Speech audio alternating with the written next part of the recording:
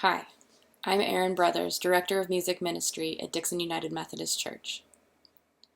They say you should never make the same mistake twice, so I make them at least 5 times, just to be sure. And then some of us learn from the mistakes of others. The rest of us just have to be the others. Or this is the best one.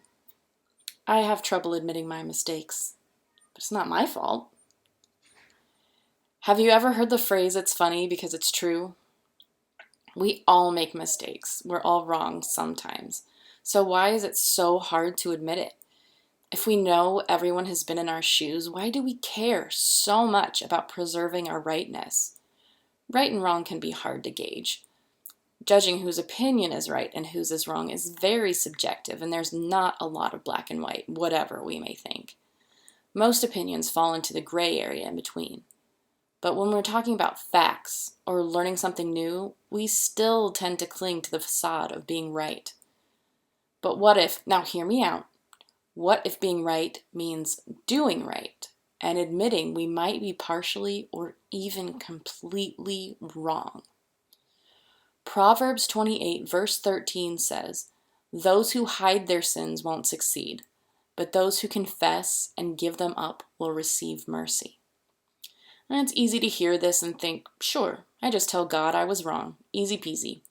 However, this isn't simply responsibility to God, but to each other. Nadia Bowles-Weber, a Lutheran pastor, best-selling author, and recovering addict, says, "Sometimes the best thing we can do for each other is talk honestly about being wrong." What? I have to admit to other people I was wrong? People who will definitely rub it in my face? People who will say, "I told you so."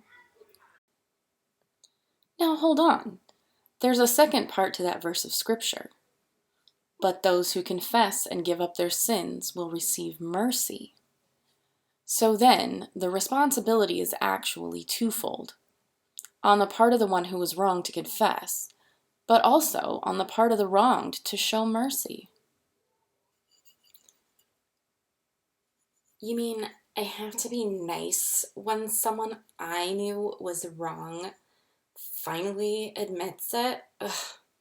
But what fun is it if I can't say "I told you so"? Well, the fact of the matter is that God calls us to humility and compassion. There's no avoiding one or the other. They work together in harmony. Because of God's grace, there is sin, but there is also forgiveness. We're allowed to make mistakes. And because of God's compassion, we are able to humble ourselves and say, "You were right. I was wrong," and truly feel God's mercy.